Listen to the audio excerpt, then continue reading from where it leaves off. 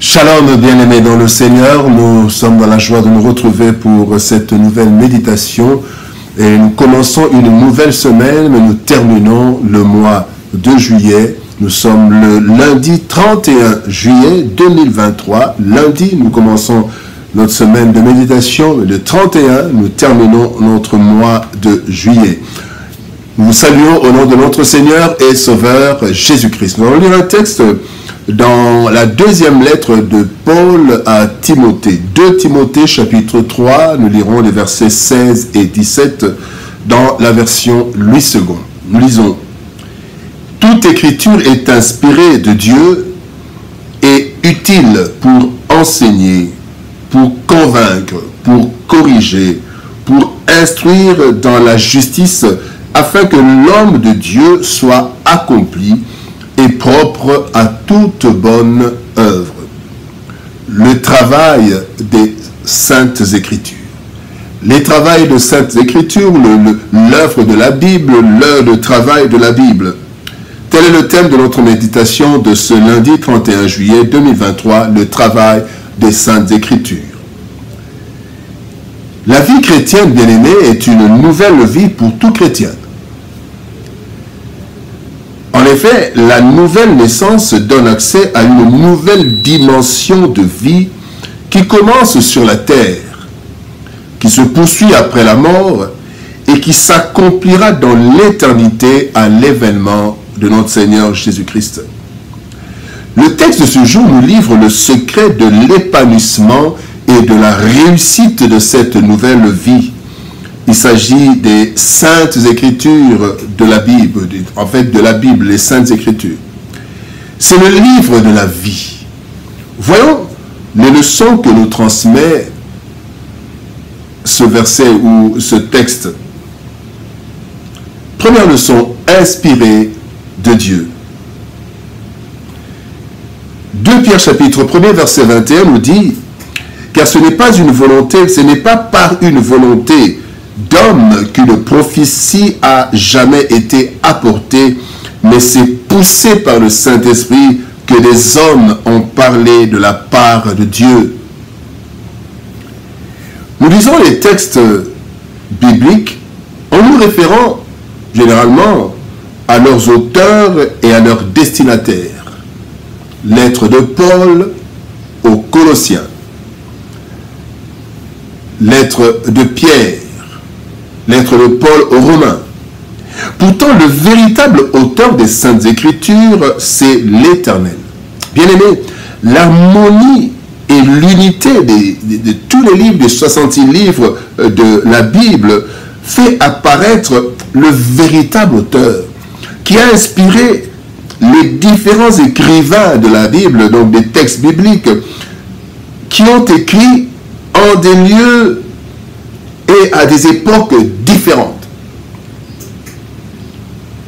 Mais c'est lui, c'est Dieu qui a fait que la Bible traverse des générations et des générations sans disparaître, malgré toutes les tentatives du malin pour anéantir la Bible, même pour la corriger comme certains le font aujourd'hui. Mais bien aimé, cela montre que l'auteur de la Bible, en fait, c'est le Seigneur, par le Saint-Esprit, qui a inspiré les auteurs dont nous citons les noms. La Bible est inspirée de Dieu. Deuxième leçon, utile en tout. Les Saintes Écritures sont utiles. La Bible est utile en tout. Dans 1 Timothée chapitre 4, verset 8, la Bible dit: exerce-toi à la piété, car l'exercice corporel est utile à peu de choses, tandis que la piété est utile à tout, ayant la promesse de la vie présente et de celle qui est à venir. La piété, l'attachement au Seigneur, l'attachement à ce que veut le Seigneur. Or, la piété, nous l'obtenons à partir de... C'est la Bible, les Écritures, les Saintes Écritures qui nous transmettent les éléments de la piété. Bien-aimés, abordant tous les domaines de la vie matérielle et immatérielle, la parole de Dieu, les Saintes Écritures, la parole de Dieu est utile en tout et partout, à tel point que plusieurs sphères de la société s'inspirent de la Bible, comme par exemple, le droit. Quand vous lisez les textes juridiques, vous voyez que ces textes sont inspirés, implicitement ou explicitement, inspirés de la Bible. Il y a l'économie, quand le Seigneur dit, quelqu'un avant de bâtir, il s'assoit pour calculer. Il y a l'économie, il y a plusieurs textes. Le social, comment vivre en société, la famille, etc. Bien-aimés, voilà pourquoi la Bible dit que les Saintes Écritures sont utiles. Il est dit, toute Écriture est inspirée et utile. Bien-aimés, la Bible est utile à tout et elle est utilisée, comme je l'ai dit, implicitement ou explicitement dans toutes les sphères de la société. La troisième leçon, opération multiple. Bien aimé, nous voyons dans le texte du jour, il dit que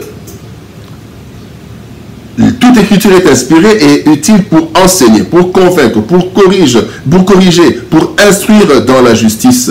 Bien aimé l'enseigneur.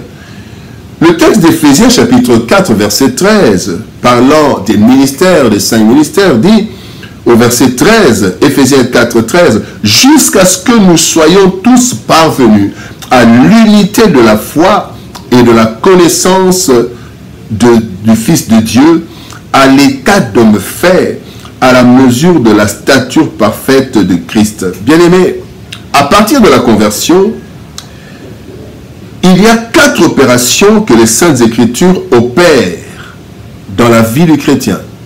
C'est vrai, dans le texte du jour, nous avons vu 4 choses, 4 utilités, l'instruction, la conviction, l'enseignement et la correction.